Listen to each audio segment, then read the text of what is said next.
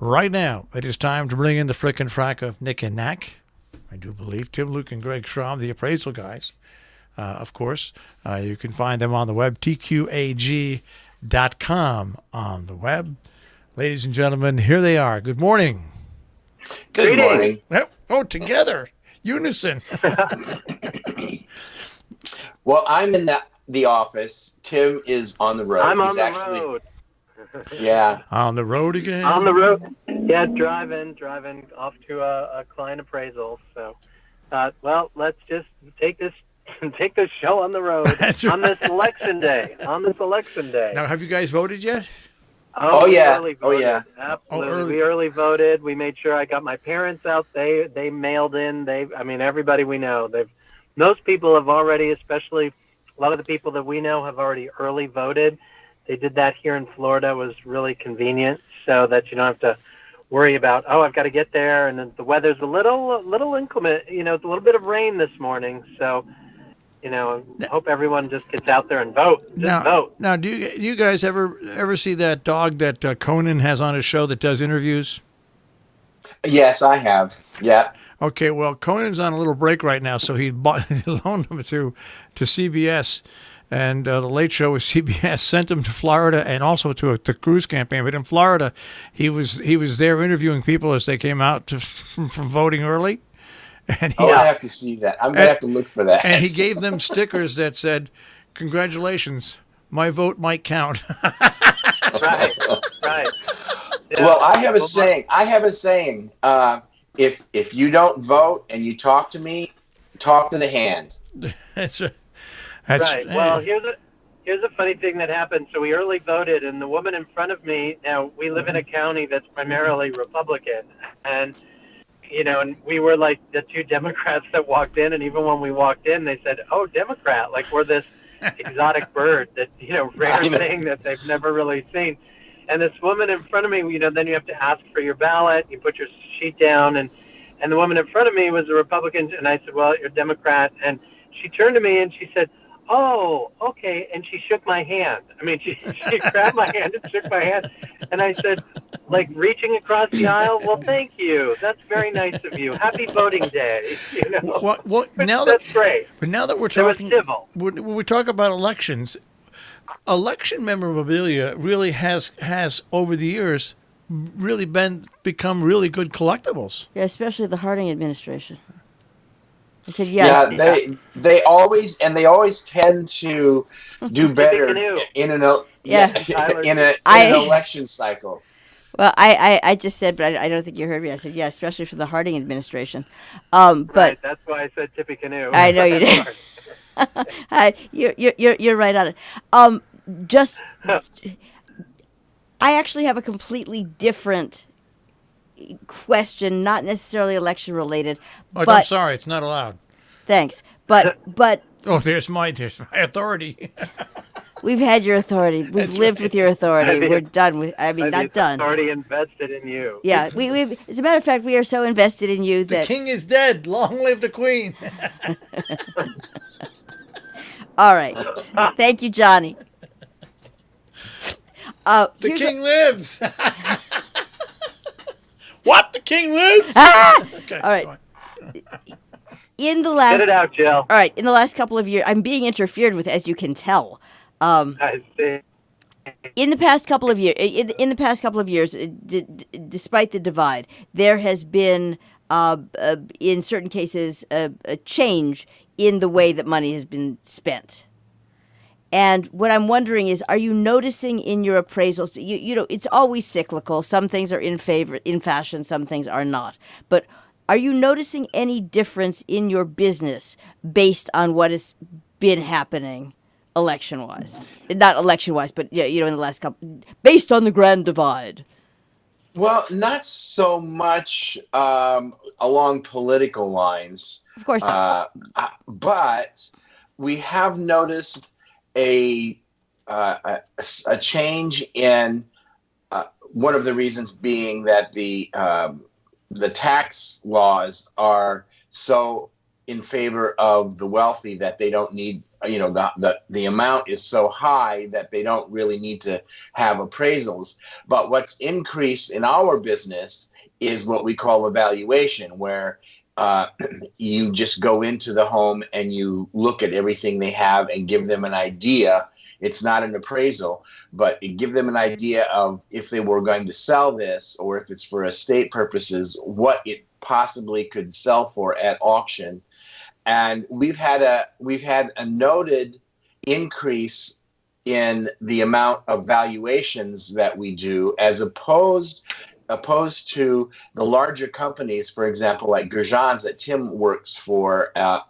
The larger houses, I think their regular appraisal business has begun to increase because of what's happening in the art market. A lot of the things are art related, contemporary art in particular. So I see in our business a spike in the valuations and a decrease in the normal appraisals. And I think across the board for the average person, the average Joe who just doesn't have any of the contemporary art or the commodities that are very valuable. So that's what I've noticed. What about you, Tim? Well, yeah, I think that one of the big things that have changed, it goes across what you had mentioned, the regulations as far as what is required for an estate appraisal and get that done.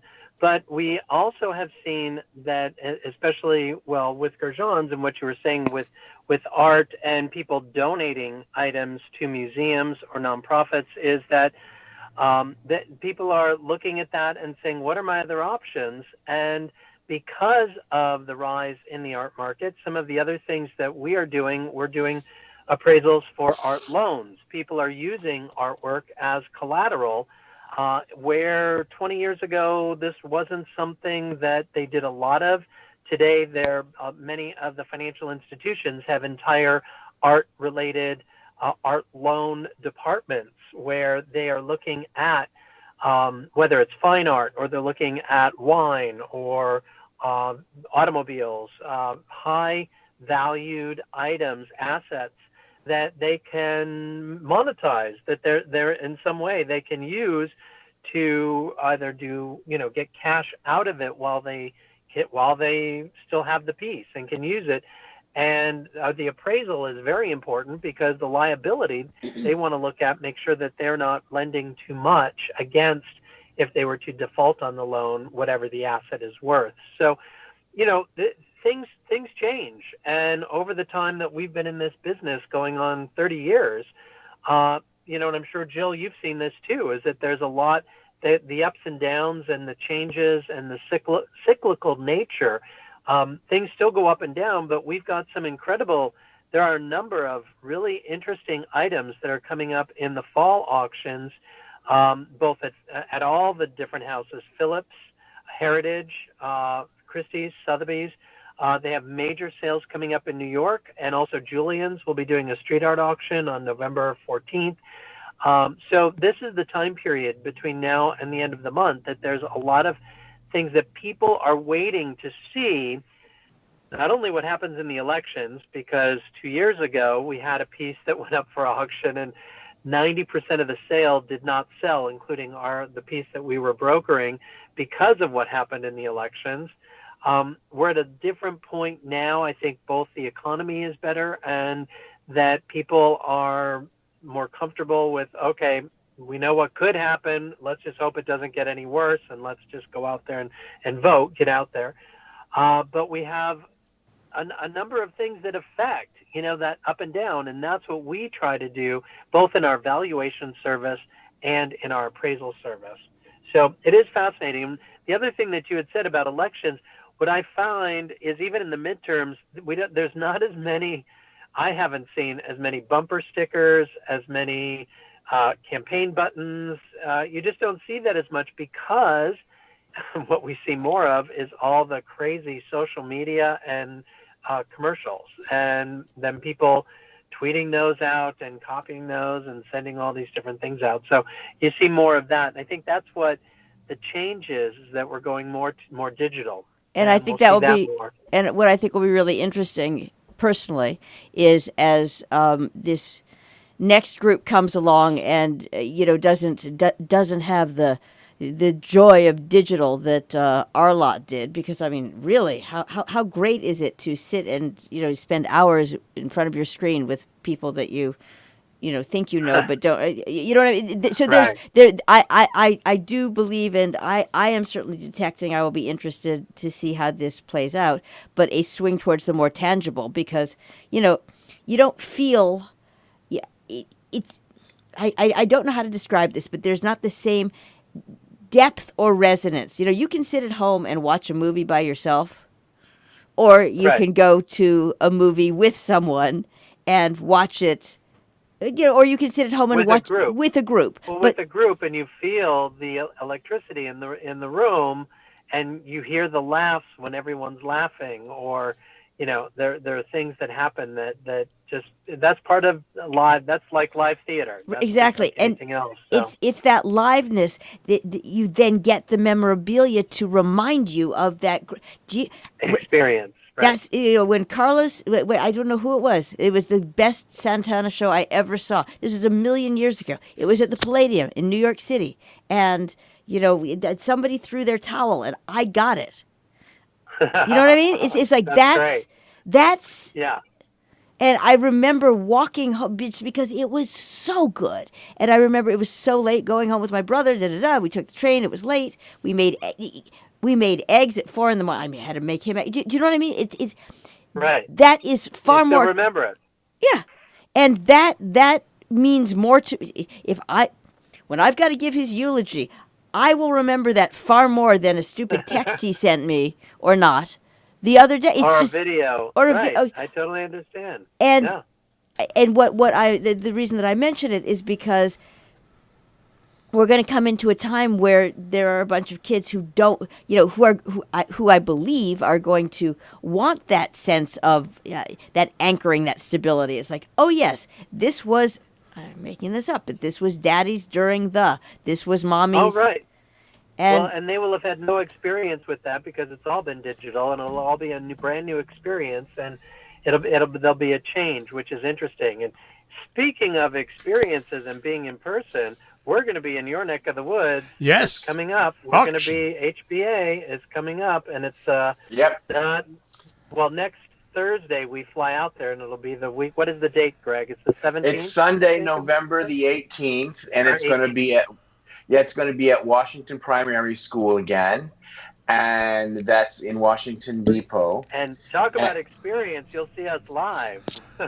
Yes, we'll be there in all our glory. Oh, that's great. That's fantastic. Well, you laugh, but you guys really have participated in bringing that auction to life over the past 10 years. 15. How long have you been doing it? Yes, yeah. This will be our 11th year. 11th? Yeah. Wow. Sorry, it seems longer, but that's just me. But you really have, you guys really have brought that auction to life, and they also have a great committee. They also have a great committee, but they reinvigorated it but it never gets old. That's the great thing about that auction. It never gets old and stayed in the same year to year.